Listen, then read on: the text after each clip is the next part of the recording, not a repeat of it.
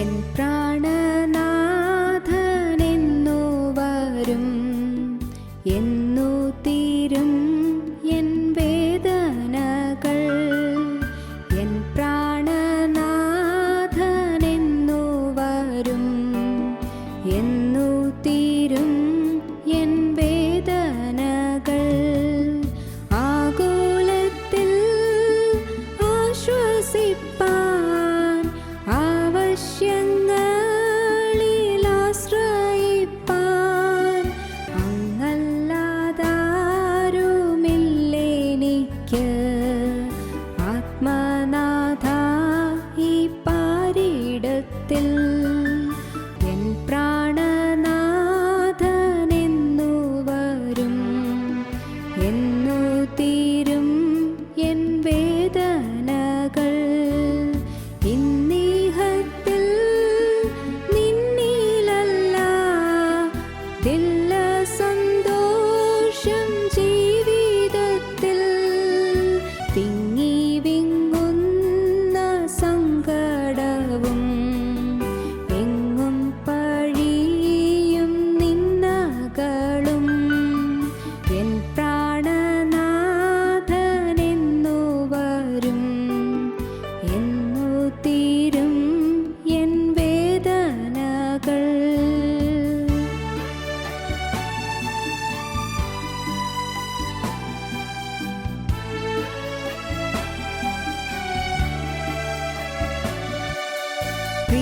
പ്രിയരെല്ലാം കൈവിടുമ്പോൾ, പ്രതികൂലമായി മാറിടുമ്പോൾ, പ്രാണപ്രിയായി ഏഴയാകും പ്രാണിയെ നീയും കൈവിടുമോ? എൻ പ്രാണനാഥനെന്നു വരും, എന്നു തീരും എൻ വേദനകൾ. നല്ലതല്ലാതൊന്നുമില്ല, നീ നൽകുമെല്ലാം നന്മയല്ലോ. നിത്യത തന്നിലെത്തുവോളം നീ നടത്തെന്നെ നിൻഹിതം പോൽ.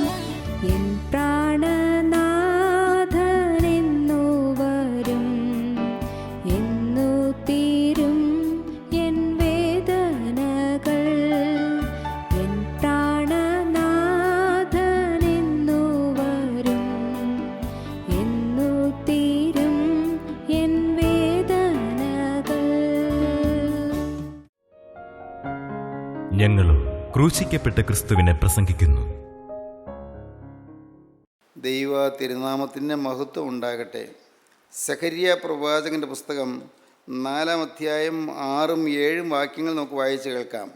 സഖരിയ 4:6-7 വാക്യങ്ങൾ. അവൻ എന്നോട് ഉത്തരം പറഞ്ഞതെന്നാൽ, സെരുബ്ബാബേലിനുള്ള യഹോവയുടെ അരുളപ്പാട് ആവിത്, സൈന്യത്താലല്ല ശക്തിയാലുമല്ല എൻ്റെ ആത്മാവിനാലത്രേ എന്ന് സൈന്യങ്ങളുടെ യഹോവ അരുളി ചെയ്യുന്നു. സെരുബ്ബാബേലിൻ്റെ മുമ്പിലുള്ള മഹാപർവ്വതമേ, നീ ആര്? നീ സമഭൂമിയായി തീരും. അതിന് കൃപ കൃപ എന്ന ആർപ്പോടുകൂടെ അവൻ ആണിക്കല്ല് കയറ്റും. കൃപ, അതാണ് നമ്മുടെ ചിന്താവിഷയം. കന്യമാതാവിന് കൃപ ലഭിച്ചു, യൗസേപ്പിന് കൃപ ലഭിച്ചു, നോഹയ്ക്ക് കൃപ ലഭിച്ചു, ദാവീദിന് കൃപ ലഭിച്ചു. ദൈവത്തിൻ്റെ കൃപ ലഭിച്ച വ്യക്തികളെക്കുറിച്ച് തിരുവചനത്തിൽ പറഞ്ഞിരിക്കുന്നത് ഒന്നൊന്നായി നാം ചിന്തിച്ചു വരികയായിരുന്നു. കൃപ, സൗജന്യമായി ലഭിക്കുന്നതായ ദൈവസ്നേഹം, അതാണ് കൃപ. നാം അയോഗ്യരായിരിക്കുമ്പോൾ നമുക്ക് പകർന്നു തരുന്നതായ ദൈവത്തിൻ്റെ കരുണ, അതാണ് കൃപ. നാം അർഹതയില്ലാത്തവരായിരിക്കുമ്പോൾ നമ്മുടെ മേൽ പകരുന്ന ദൈവത്തിൻ്റെ സ്നേഹം, അതാണ് കൃപ. ദൈവത്തിൻ്റെ കൃപ അനുഭവിക്കുന്നത് മഹാഭാഗ്യമാണ്. ദൈവത്തിൻ്റെ കൃപ ലഭിക്കുമ്പോൾ അത് വ്യർത്ഥമാക്കാതെ ഇരിക്കേണ്ടത് ആവശ്യവുമാണ്. ലഭിക്കുന്ന കൃപ വ്യർത്ഥമാക്കരുത്. അപ്പോസ്തലനായ പൗലോസ് ആവർത്തിച്ച് ഓർമ്മപ്പെടുത്തുന്നുണ്ട്, നിങ്ങൾക്ക് ലഭിച്ച ദൈവകൃപ നിങ്ങൾ വ്യർത്ഥമാക്കി തീർക്കരുത് എന്ന്. കൊരിന്ത്യർക്ക് എഴുതിയ 2-ാമത്തെ ലേഖനം 6-ാം അധ്യായം 1-ാം വാക്യത്തിൽ അപ്പോസ്തലൻ പറയുന്നുണ്ട്, നിങ്ങൾക്ക് ദൈവകൃപ ലഭിച്ചത് വ്യർത്ഥമാക്കി കളയരുത്. സൗജന്യമായി ഒരു ദൈവ കൃപ നമുക്ക് ലഭിച്ചതാണ്. സൗജന്യമായി നമുക്ക് വചനം ലഭിച്ചതാണ്. സൗജന്യമായി നമുക്ക് രക്ഷയുടെ മാർഗം ലഭിച്ചതാണ്. സൗജന്യമായി രക്ഷയുടെ വചനം ലഭിച്ചതാണ്.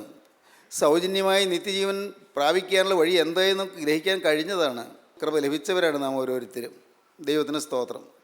എന്നാൽ പ്രിയപ്പെട്ടവരെ, നമുക്ക് ലഭിച്ച ദൈവകൃപ നാം ഇന്ന് പുലർത്തുന്നുണ്ടോ? ആ ദൈവകൃപയിൽ തന്നെയാണോ നാം നിൽക്കുന്നത്? ഒരു കാലത്ത് നാം ദൈവകൃപയിൽ ആനന്ദിച്ച് ദൈവത്തെ സ്തുതിച്ച കാലങ്ങൾ ഉണ്ടായിരുന്നില്ലേ? ദൈവത്തെ മഹത്വപ്പെടുത്തിയ കാലങ്ങൾ, സകലവും മറന്ന് ദൈവത്തെ സ്തുതിച്ച കാലങ്ങൾ. ഈ ലോകത്തിലെ ക്ലേശങ്ങൾ മറന്നു, ഈ ലോകത്തിലെ ആകുലങ്ങൾ മറന്നു, ഈ ലോകത്തിലെ ആവലാതികൾ മറന്നു, ഈ ലോകത്തിലെ രോഗങ്ങൾ മറന്നു, പണത്തിൻ്റെ ഞെരുക്കം മറന്നു, കടത്തിൻ്റെ ഭാരം മറന്നു, ജീവിതത്തിലെ ക്ലേശങ്ങൾ മറന്നു. അത്യാവശ്യമായി പ്രാർത്ഥിച്ചതായ പല വിഷയങ്ങൾക്കും പ്രാർത്ഥനയ്ക്ക് മറുപടി കിട്ടിയിട്ടില്ലാത്തപ്പോൾ പോലും എല്ലാം മറന്ന ദൈവത്തെ ആരാധിച്ചവരാണ് നാം. ദൈവത്തിന് സ്തോത്രം. എന്തൊരു അനുഗ്രഹമായിരുന്നു ആ കാലങ്ങൾ. ആദ്യ സ്നേഹത്തിൻ്റെ മധുരാനുഭൂതി പകർന്ന കാലങ്ങൾ, ആദ്യ സ്നേഹത്തിൻ്റെ ആവേശം തിരത്തല്ലിയ കാലങ്ങൾ ആയിരുന്നില്ലേ? എന്തൊരു മധുര അനുഭവങ്ങളായിരുന്നു അന്ന്. നമ്മുടെ ഹൃദയം സ്വച്ഛ സുന്ദരമായിരുന്ന കാലം, ഹൃദയം ശാന്തമായിരുന്ന കാലം. നമ്മുടെ ഹൃദയത്തിൽ ഒരു കാലത്ത് കൊടുങ്കാറ്റുണ്ടായിരുന്നു, പക്ഷേ കൊടുങ്കാറ്റ് ശാന്തമായ കാലം. ഒരു കാലത്ത് ഹൃദയത്തിൽ കൊടുങ്കാറ്റ്. എത്രയെത്ര പ്രതിസന്ധികളെയാണ് നാം നേരിട്ടുകൊണ്ടിരുന്നത്, എന്തെന്നെല്ലാം പ്രശ്നങ്ങളെയാണ് നാം അഭിമുഖീകരിച്ചുകൊണ്ടിരുന്നത്. അതെല്ലാം ഉള്ളപ്പോൾ പോലും ഏതോ ഒരു അലൗകികമായ ശാന്തി നമ്മുടെ ഹൃദയത്തിൽ നിറഞ്ഞു നിന്നത് നമുക്ക് അനുഭവമാണ്. നാം ദൈവത്തെ മഹത്വപ്പെടുത്തിയവരാണ്. ദൈവത്തിന് സ്തോത്രം. ഏതെല്ലാം പാവഴികളിൽ കൂടി ജീവിച്ചവരായിരുന്നു നാം, എന്തെല്ലാം തെറ്റുകളിൽ കൂടി ജീവിച്ചവരായിരുന്നു, ഏതെല്ലാം അനർത്ഥങ്ങളിൽപ്പെട്ട് കുടുങ്ങിയവരായിരുന്നു. പൈശാചികൻ്റെ ഏതെല്ലാം കെണികളിലാണ് നാം കുടുങ്ങി കിടന്നിരുന്നത്. എന്തെല്ലാം അഴുക്കായ അനർത്ഥമായ അരുതായികയായ കാര്യങ്ങളിൽ നാം മുഴുകിപ്പോയിരുന്നു. എന്നാൽ ഭാഗ്യവശാൽ ദൈവത്തിൻ്റെ കൃപ നമ്മെ സന്ധിച്ചു. നാം രക്ഷിക്കപ്പെട്ടു, നാം വീണ്ടെടുപ്പ് അനുഭവിച്ചു, നാം മാനസാന്തരപ്പെട്ടു. അല്ലേ പ്രിയപ്പെട്ടവരെ, നിങ്ങൾ അനേകം പേര് മാനസാന്തരപ്പെട്ടവരാണ്. ഇപ്പോൾ ഇവിടെ ഇരുന്ന് ഈ വാക്കുകൾ കേൾക്കുന്നവർ മാത്രമല്ല, വിദൂര സ്ഥലങ്ങളിലിരുന്ന് കേൾക്കുന്ന അനേകം പേര് മാനസാന്തരപ്പെട്ടവരാണ്. മാനസാന്തരം അതൊരു മഹാഭാഗ്യമാണ്. അത് ഒരു നിസ്സാര കാര്യമല്ല. മാനസാന്തരം ലഭിക്കുക എന്ന് പറയുന്നത് എത്രയോ മഹത്തായ ഒരു കാര്യമാണ്. ഹൃദയം മാറുക എന്നുള്ള ഭാഗ്യം, ഹൃദയത്തിൻ്റെ ഭാവം മാറുക എന്നുള്ള ഭാഗ്യം, മനസ്സിൻ്റെ ആകുലങ്ങൾ മാറുക എന്നുള്ള ഭാഗ്യം, മനസ്സിൻ്റെ ചിന്താഗതികൾ മാറുക, മനോഭാവങ്ങൾ മാറുക എന്നുള്ള ഭാഗ്യം, അതെല്ലാം ലഭിച്ചവരാണ്, അതെല്ലാം പ്രാപിച്ചവരാണ്. അന്ന് പ്രാർത്ഥിക്കുമ്പോൾ പ്രാർത്ഥനയിൽ തീ ഇറങ്ങിയത് നിങ്ങൾ പക്ഷേ ഓർക്കുന്നുണ്ടായിരിക്കും. പ്രാർത്ഥിക്കുമ്പോൾ പ്രാർത്ഥനയ്ക്ക് മറുപടി ലഭിച്ചു എന്നുള്ള സന്തോഷത്തോടെ നിങ്ങൾ എഴുന്നേറ്റ് ദൈവത്തെ സ്തുതിച്ച് നിങ്ങൾ ഓർക്കുന്നുണ്ടായിരിക്കും. നിങ്ങൾ ജോലി കാര്യങ്ങൾ ചെയ്യുമ്പോൾ പോലും നിങ്ങളുടെ ഹൃദയം അങ്ങ് ആനന്ദ നൃത്തം ചെയ്ത് നിങ്ങൾക്ക് ഓർക്കുന്നുണ്ടായിരിക്കും. ദൈവത്തിന് സ്തോത്രം. കൊച്ചുകുട്ടികൾ പോലും പരസ്പരം മാപ്പ് പറയുകയും അവർ നിരപ്പായി സന്തോഷത്തോടെ ഐക്യമായി സ്നേഹത്തോടെ ജീവിക്കുകയും ചെയ്യുന്നത് നാം കണ്ടിട്ടുണ്ട്. അതെല്ലാം കണ്ട് നാം ദൈവത്തെ സ്തുതിച്ചിട്ടുണ്ട്. എന്നാൽ ഇന്നോ കിട്ടിയ കൃപ വ്യർത്ഥമാക്കിയിരിക്കുകയാണ് അനേകർ. വായിക്കാൻ നമുക്ക് 2 കൊരിന്ത്യർ 6:1 നമുക്ക് കിട്ടിയ ദൈവകൃപ വ്യർത്ഥമാക്കരുത് എന്നാണ് അപ്പോസ്തലൻ പറയുന്നത്. നിങ്ങൾക്ക് ദൈവത്തിൻ്റെ കൃപ ലഭിച്ചത് വ്യർത്ഥമായി തീരരുത് എന്ന് ഞങ്ങൾ സഹപ്രവർത്തിക്കാരായി നിങ്ങളെ പ്രബോധിപ്പിക്കുന്നു. ദൈവത്തിൻ്റെ കൃപ ലഭിച്ചത് വ്യർത്ഥമാക്കി തീർക്കരുത്. ദൈവത്തിൻ്റെ കൃപ പ്രസാദകാലത്ത് ലഭിച്ചതാണ്.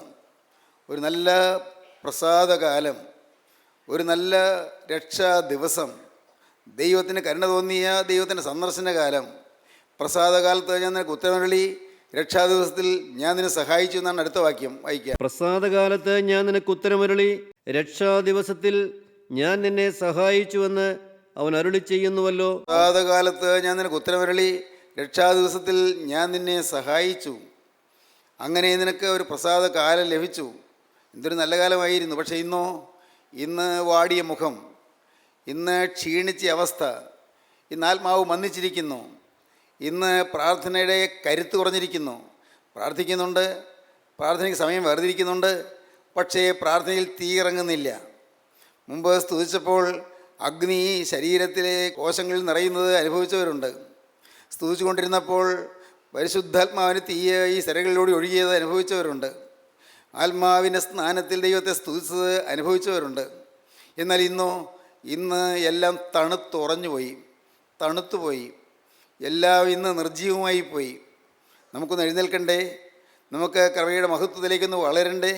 നമുക്ക് കൃപയുടെ മഹത്വത്തിലേക്ക് ആ ഉയർന്ന അനുഭവത്തിലേക്കൊന്ന് ഉയരണ്ടേ? പ്രിയപ്പെട്ടവരെ, നിങ്ങൾ പ്രാർത്ഥിച്ചുകൊണ്ടിരിക്കുക. സൈന്യത്താലല്ല, ശക്തിയാലുമല്ല, എൻ്റെ ആത്മാവിനത്രയെന്ന് യഹോവയുടെ അരുളപ്പാട്. സെരുബ്ബാബേലിനുള്ള മഹാപർവ്വതമേ, നീ ആര്? നീ സമഭൂമിയായി തീരും. അതിന് കൃപ കൃപ എന്ന ആർപ്പോടുകൂടെ അവൻ ആണിക്കല്ല് കയറ്റും. സെരുബ്ബാബേലിനുള്ള മഹാപർവ്വതമേ, നീ ആര്?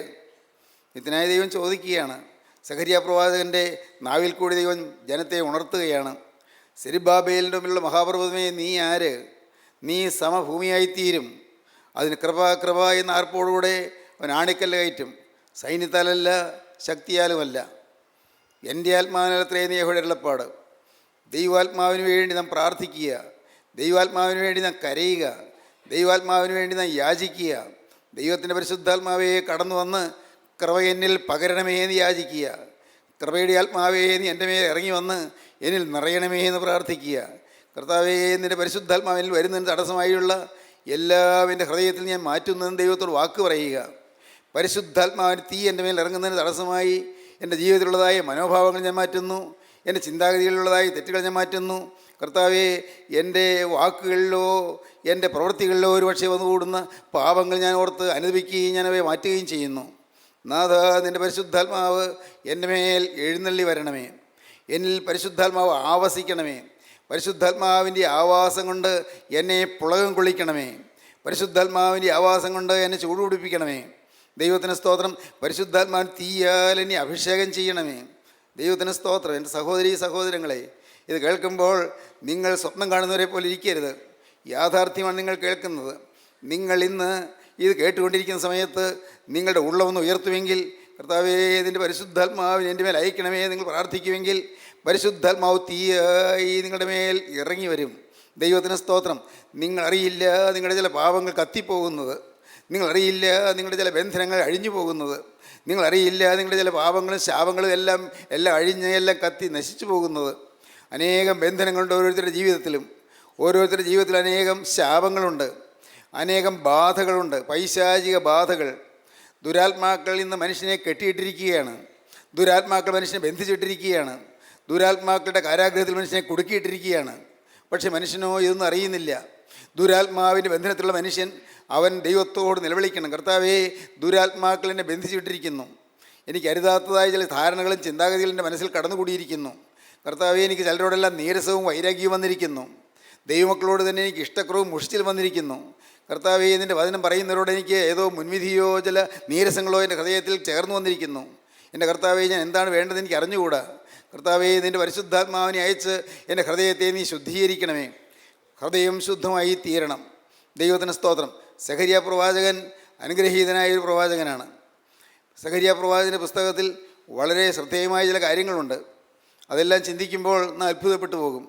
BC 536 ആണ്ടാണ് സഖരിയ പ്രവാചകൻ ഈ പ്രവചനം എഴുതിയത്. യേശുക്രിസ്തു ജനിക്കുന്നതിന് ഏതാണ്ട് 500 ചില്ലുവാനും വർഷം മുൻപ്. പ്രിയപ്പെട്ടവരെ, സഖരിയ പ്രവാചകൻ ഈ പുസ്തകം എഴുതിയപ്പോൾ പ്രവാചകൻ വരാൻ പോകുന്ന കാര്യങ്ങൾ മുൻകൂട്ടി കണ്ടു. വേദപുസ്തകങ്ങൾ വായിക്കുമ്പോൾ പ്രവചന ഗ്രന്ഥങ്ങൾ ധാരാളമുണ്ട്. പഴയ നിയമത്തിലെ ഒരു പ്രവചന ഗ്രന്ഥമാണ് ദാനിയേലിൻ്റെ പ്രവചനം. പുതിയ നിയമത്തിലെ ഏറ്റവും വലിയ പ്രവചന ഗ്രന്ഥമാണ് വെളിപ്പാട് പുസ്തകം. എന്നാൽ വെളിപ്പാട് പുസ്തകവും ദാനിയേലിൻ്റെ പ്രവചനവും കഴിഞ്ഞാൽ ഏറ്റവും കൂടുതൽ പ്രവചനമുള്ള ഒരു പുസ്തകമാണ് സഖരിയാവിൻ്റെ പ്രവചനം. ഏറ്റവും കൂടുതൽ വരാനിരിക്കുന്ന കാര്യങ്ങളെക്കുറിച്ച് പറയുന്ന പ്രവചനം. ദൈവത്തിന് സ്തോത്രം. പ്രിയപ്പെട്ടവരെ, യേശു ക്രിസ്തു അന്ന് പ്രവാചകൻ പ്രവചിക്കുമ്പോൾ അതിന് ശേഷം 500 ചില്ലുവാനും കൊല്ലം കഴിഞ്ഞ് യേശു ക്രിസ്തുവിനെ ഒറ്റിക്കൊടുക്കുന്ന കാര്യവും യേശു ക്രിസ്തുവിന് ഒറ്റിക്കൊടുക്കുന്നതിന് 30 വെള്ളിക്കാശ് വാങ്ങുന്ന കാര്യവും പ്രവാചകൻ മുൻകൂട്ടി കണ്ടു. നോക്കൂ, 30 വെള്ളിക്കാശ് കിട്ടുന്നുവെന്ന്. ഹോസന്ന ഘോഷയാത്രയിൽ യേശു കഴുതക്കുട്ടിമേൽ കയറി യെരൂശലേമിലേക്ക് വാഹനമേറി പോകുന്നതിനെക്കുറിച്ച് സഖരിയാ പ്രവാചകൻ മുൻകൂട്ടി പ്രവചിച്ചു. ദൈവത്തിന് സ്തോത്രം. ഇനിയും നിറവേറാത്ത ചില കാര്യങ്ങൾ പ്രവാചകൻ പ്രവചിച്ചിട്ടുണ്ട്. കർത്താവായ യേശു വീണ്ടും വരുമ്പോൾ കർത്താവ് അക്ഷരീകമായി ഭൂമിയിലേക്ക് ഇറങ്ങി വരുമെന്നും യെരൂശലേമിനെതിരെ കിഴക്കുള്ള ഒലിവ് മലയിൽ കർത്താവിൻ്റെ കാലിൽ നിൽക്കുമെന്നും ഒലിവ് മല 2 പിളർന്നു പോകുമെന്നും പ്രവാചകൻ മുൻകൂട്ടി കണ്ടു. ദൈവത്തിന് സ്തോത്രം. പ്രവചിച്ച പ്രവാചകൻ്റെ പ്രവചനത്തിൻ്റെ അത്ഭുത ശക്തി. ദൈവത്തിന് സ്തോത്രം. ദൈവവചനത്തിൻ്റെ അത്ഭുത കരുത്ത് നമുക്ക് വായിക്കാം. സഖരിയ പ്രവാചന പുസ്തകത്തിൻ്റെ 11-ാം അധ്യായത്തിൽ 8-ാം വാക്യം നമുക്ക് വായിക്കാം. എന്നാൽ ഞാൻ ഒരു മാസത്തിൽ 3 ഇടയന്മാരെ ഛേദിച്ചു കളഞ്ഞു. 3 ഇടയന്മാരെ ഛേദിച്ചു കളഞ്ഞു. ഏതാണ് ഈ 3 ഇടയന്മാർ? നമുക്ക് പെട്ടെന്ന് മനസ്സിലാവുകയില്ല. 3 ഇടയന്മാർ എന്ന് പറഞ്ഞിരിക്കുന്നത് 1 പ്രവചനം, 2 പൗരോഹിത്യം, 3 രാജത്വം. ദുഃഖവെള്ളിയാഴ്ച പ്രാർത്ഥനയിൽ പ്രവചനം, പൗരോഹിത്യം, രാജത്വം എന്നിവയെ ഛേദിച്ചു കളഞ്ഞു എന്ന് പറയുന്ന ഒരു ഗീതമുണ്ട്. നിങ്ങൾ പക്ഷേ കേട്ടിട്ടുണ്ടാകും. പ്രവചനം, പൗരോഹിത്യം, രാജത്വം എല്ലാം ഛേദിച്ചു കളഞ്ഞു. 3 ഇടയന്മാരെ ഛേദിച്ചു കളഞ്ഞു. കർത്താവായ യേശുക്രിസ്തുവിന്റെ ക്രൂശ് മരണത്തോട് ബന്ധപ്പെട്ടാണ് പറയുന്നത്. പിന്നെ എനിക്ക് അവരോട് വെറുപ്പ് തോന്നി, അവർക്ക് എന്നോടും നീരസം തോന്നിയിരുന്നു. ദൈവത്തിന് സ്തോത്രം. അതിനുശേഷം വീണ്ടും വായിക്കാം 11-ാം വാക്യം. അത് ആ ദിവസത്തിൽ തന്നെ മുറിഞ്ഞുപോയി. അങ്ങനെ എന്നെ നോക്കിക്കൊണ്ടിരുന്ന കൂട്ടത്തിൽ അരിഷ്ടതയേറിയവ അത് ദൈവത്തിൻ്റെ അരുളപ്പാട് എന്ന് ഗ്രഹിച്ചു. ഞാൻ അവരോട്, നിങ്ങൾക്ക് മനസ്സുണ്ടെങ്കിൽ എൻ്റെ കൂലി തരുവീൻ. നിങ്ങൾക്ക് മനസ്സുണ്ടെങ്കിൽ എൻ്റെ കൂലി തരുവീൻ. ഇല്ലെന്നു വരികിൽ തരേണ്ട എന്ന് പറഞ്ഞു. മനസ്സില്ലെങ്കിൽ തരണ്ട എന്ന് പറഞ്ഞു. അങ്ങനെ അവർ എൻ്റെ കൂലിയായി 30 വെള്ളിക്കാശ് തൂക്കിത്തന്നു. എൻ്റെ കൂലിയായി 30 വെള്ളിക്കാശ് തൂക്കി തന്നു. 30 വെള്ളിക്കാശിന് കർത്താവായ യേശുവിനെ ഒറ്റിക്കൊടുത്ത കാര്യം, പ്രവാചകൻ യേശുക്രിസ്തു ജനിക്കുന്നതിന് 500-ലേറെ വർഷം മുൻപ് പ്രവാചകൻ ദർശിച്ചിരിക്കുന്നു, പ്രവാചകൻ പ്രവചിച്ചിരിക്കുന്നു. ദൈവത്തിന് സ്തോത്രം. വീണ്ടും നമുക്ക് വായിക്കാം. ഈ പുസ്തകത്തിൽ തന്നെ കർത്താവായ യേശുക്രിസ്തുവിൻ്റെ ഹോസന്ന ഘോഷയാത്രയെക്കുറിച്ച് പറയുന്നുണ്ട്. നമുക്ക് വായിക്കാം. 9-ാം അധ്യായത്തിൻ്റെ 9-ാം വാക്യം വായിക്കാം. സിയോൻ പുത്രിയെ ഉച്ചത്തിൽ ഘോഷിച്ചാനന്ദിക്ക, യെരുശലേം പുത്രിയെ ആർപ്പിടുക. ഇതാ നിന്റെ രാജാവ് നിന്റെ അടുക്കൽ വരുന്നു. അവൻ നീതിമാനും ജയശാലിയും താഴ്മയുള്ളവനുമായി കഴുതപ്പുറത്തും പെൺകഴുതയുടെ കുട്ടിയായ ചെറു കഴുതപ്പുറത്തും കയറി വരുന്നു. ദൈവത്തിന് സ്തോത്രം. കർത്താവായ യേശുക്രിസ്തു കഴുതമേൽ വാഹനമേറി യെരൂശലേമിലേക്ക് ആഘോഷത്തോടെ വരുന്നതിനെ പ്രവാചകൻ മുൻകൂട്ടി കാണുകയാണ്. അത് വരാൻ പോകുന്ന കാര്യങ്ങൾ പ്രവാചകൻ കണ്ട് യേശുക്രിസ്തു ജനിക്കുന്നതിന് 500-ലേറെ വർഷം മുമ്പ് പ്രവാചകൻ രേഖപ്പെടുത്തി വെച്ചു ഹോസന്ന ദിവസമുള്ള ആ ഘോഷയാത്രയെക്കുറിച്ച്. ദൈവത്തിന് സ്തോത്രം. യേശുക്രിസ്തുവിൻ്റെ 2ാമത്തെ വരവിൽ യെരൂശലേമിൽ യേശു അക്ഷരീയമായി കാലുകുത്തി നിൽക്കുമെന്ന് പ്രവാചകൻ കണ്ടു. അത് 14-ാം അധ്യായത്തിൽ നമുക്ക് കാണാം. 14-ാം അധ്യായത്തിൻ്റെ 4-ാം വാക്യം നമുക്ക് വായിക്കാം. അന്നാളിൽ അവൻ്റെ കാല് യെരുശലേമിനെതിരെ കിഴക്കുള്ള ഒലിവുമലയിൽ നിൽക്കും. പോകുന്ന കാര്യമാണ് ഈ പറയുന്നത്. യേശുക്രിസ്തു അക്ഷരീയമായി ഭൂമിയിലേക്ക് എഴുന്നള്ളി വരും. യേശുക്രിസ്തുവിൻ്റെ 2ാമത്തെ വരവിൽ ആദ്യത്തെ പതനം, ആദ്യത്തെ ഘട്ടം കർത്താവ് മധ്യാകാശത്തിൽ വരുന്നതാണ്. മധ്യാകാശം വരെ കർത്താവ് വരും. കർത്താവ് തന്നെ ഗംഭീരനാദത്തോടും പ്രധാന ദൂതൻ്റെ ശബ്ദത്തോടും ദൈവത്തിൻ്റെ കാഹളത്തോടും കൂടെ സ്വർഗത്തിൽ നിന്ന് ഇറങ്ങി വരികയും ക്രിസ്തുവിൽ മരിച്ചവർ മുമ്പേ ഉയർത്തെഴുന്നേൽക്കുകയും ചെയ്യും എന്ന് തെസ്സലോനിക്ക ലേഖനത്തിൻ്റെ 1-ാമത്തെ ലേഖനം 4-ാം അധ്യായം 16-18 വാക്യങ്ങളിൽ നാം വായിക്കുന്നുണ്ട്. കർത്താവ് മേഘങ്ങളിൽ വരും. മേഘപ്രത്യക്ഷത അത് കർത്താവിൻ്റെ 2ാമത്തെ വരവിൻ്റെ ആദ്യ ഘട്ടമാണ്. കർത്താവ് മേഘം വരെയും വരും, മധ്യാകാശം വരെയും വരും.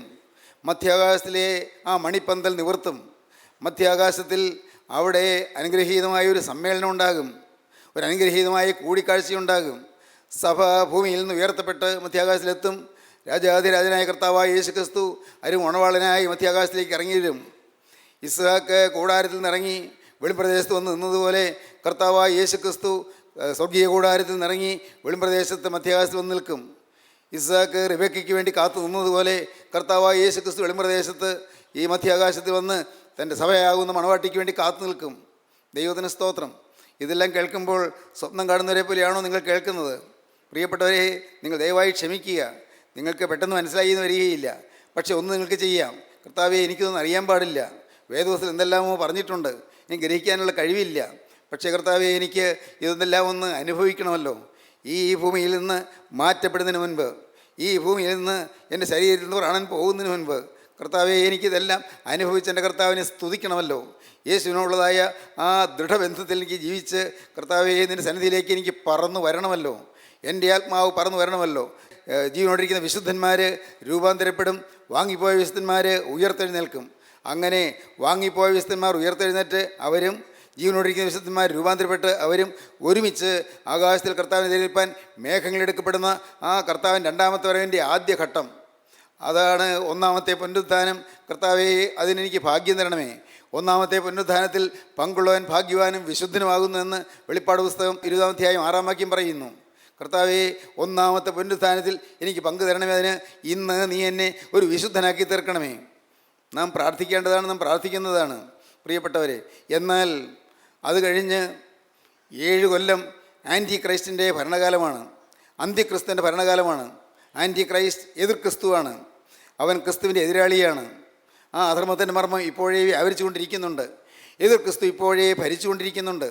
എതിർ ക്രിസ്തുവിൻ്റെ ആത്മാവ് ദുരാത്മാവ്, എതിർ ക്രിസ്തുവിൻ്റെ ആത്മാവ് മത്സരത്തിൻ്റെ ആത്മാവ്, എതിർ ക്രിസ്തുവിൻ്റെ ആത്മാവ് ദുഷ്ടതയുടെ ആത്മാവ്, എതിർ ക്രിസ്തുവിൻ്റെ ആത്മാവ് അശുദ്ധിയുടെ ആത്മാവ് ഇന്ന് ലോകമെങ്ങനെ വ്യാപിച്ചുകൊണ്ടിരിക്കുകയാണ്.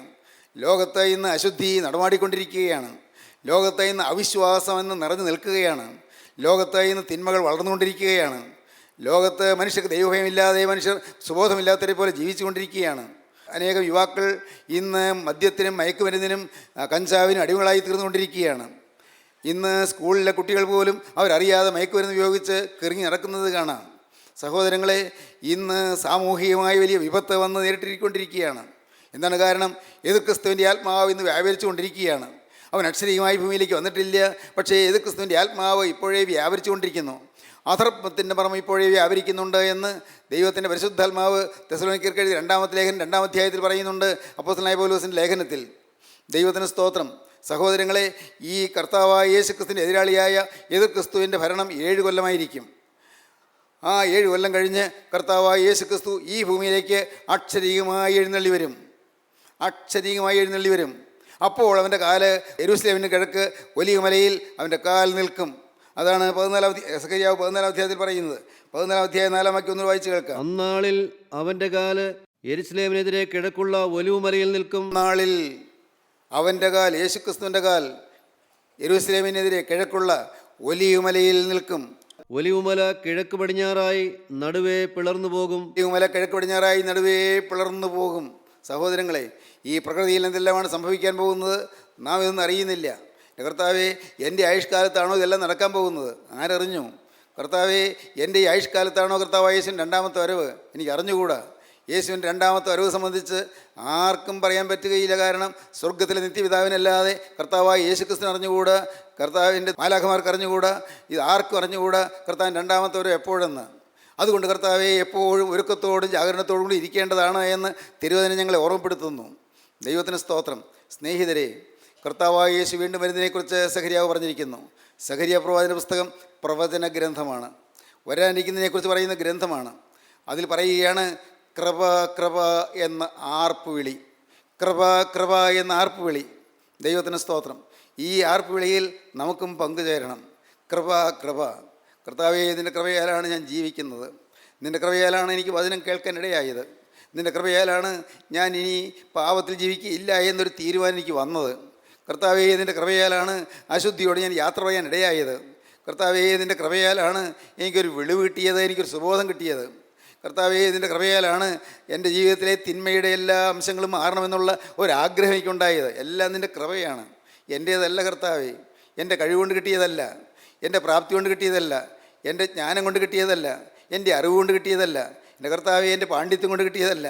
യേശുവേ, നിൻ്റെ കൃപ, നിൻ്റെ കൃപയാൽ നീ എന്നെ കണ്ടു, കൃപയാൽ നീ എന്നെ വിളിച്ചു, കൃപയാൽ നീ എന്നെ തിരഞ്ഞെടുത്തു, കൃപയാൽ നീ എന്നെ മുന്നമേ നിയമിച്ചു, കൃപയാൽ നീ എന്നെ മുന്നറിഞ്ഞു. എൻ്റെ കർത്താവേ, കൃപയാൽ നീ എന്നെ തിരഞ്ഞെടുത്തു. എൻ്റെ കർത്താവേ, നിൻ്റെ മുദ്ര നീ കൃപയാൽ തന്നു, ദാനമായി തന്നു.